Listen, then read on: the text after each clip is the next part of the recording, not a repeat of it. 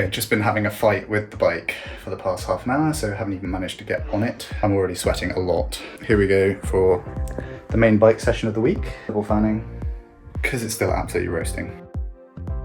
I recorded a lot of audio yesterday on the bike whilst I was doing my turbo session, and I think it was pretty terrible when I checked it. So I'm gonna try and fill you in a little bit better. Hopefully the audio is better on this one, but yeah. Whoops, my bad. But yeah, hope this is more enjoyable to listen to.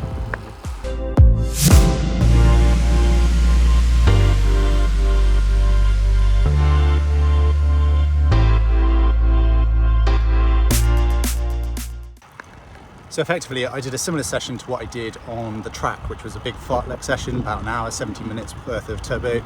And it was a mix up between down in the skis, so down in the aero position, and also up on the hoods, so in a slightly more racked position, kind of like what I am now. And the reason being is I put out a post on Instagram the other day, and a lot of people said that I should be doing the majority of my efforts in the skis, so in the aero position, to practice that position, practice being good in that position, and yeah, just generally getting more efficient, which I don't disagree with. However, I'm not practicing that position, and I think doing it on the turbo in particular would make my back really hurt, because you're very fixed in that position on the turbo in comparison to out on the road where you've got a little bit more wiggle room.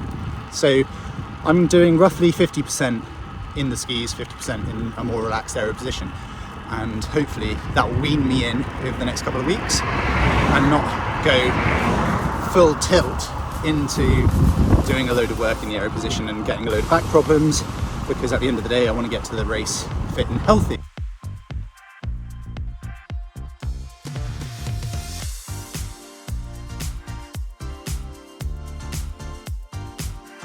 Now I realise I'm doing a lot of talking on the bike at the moment, and that is because I'm spending a lot of time on the bike, and that means that I've got a bit of time, spare time, to be talking to you guys and giving you a bit more of an insight into my thoughts and feelings whilst I'm out on the bike. So yeah, I think going back to the session, if we look at the numbers, which I'm sure a fair few people are interested in, maybe not, maybe it's just me, maybe I'm the only one interested in the numbers, but in terms of powers and heart rates and things, I was trying to sit in zone 4, which is kind of like a threshold sort of effort, and dip it down into bottom zone 3, high zone 2, which is more of an aerobic sort of effort. Tempo is zone 3 sort of thing. Hoping to average out just above threshold, or just below threshold, sorry. So what did that look like? It looked like, I think I did, when I was out of the skis, so up on the hoods, I was about 360 watts on the ons for 5 minutes, and then for the offs, I was about 290. So that obviously averaged out about, what, 315, 320? No, 315, 310. So yeah, that was good. Felt okay doing that. And then went on to do the skis, and I dropped it about 20 watts. So I think I was about 340 and 275, roughly, give or take. Don't complain about my maths. So that was the numbers, and heart rate wise, went up to about low 140s on the ons and dropped down into low 130s on the offs. And yeah, felt pretty comfortable, solid, but I was drenched. So hot in the office, even though I had 2 fans.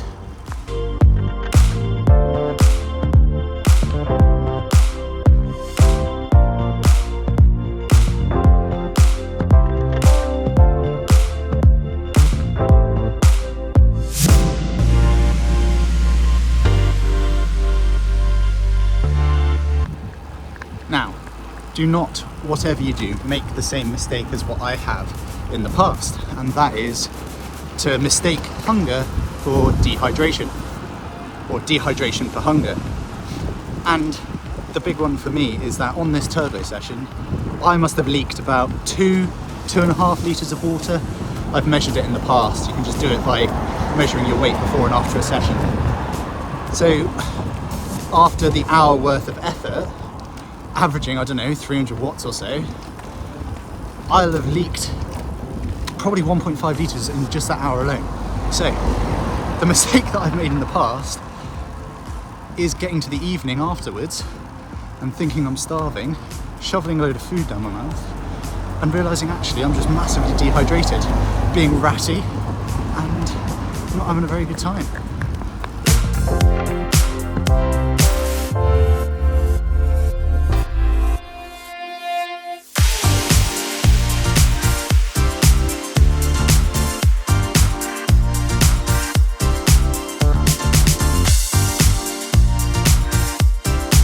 I'm sure people can relate, whether it's you or your partner or someone you know.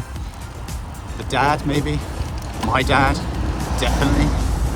They just get home, or I get home, sit on the sofa, and just can't move from then on.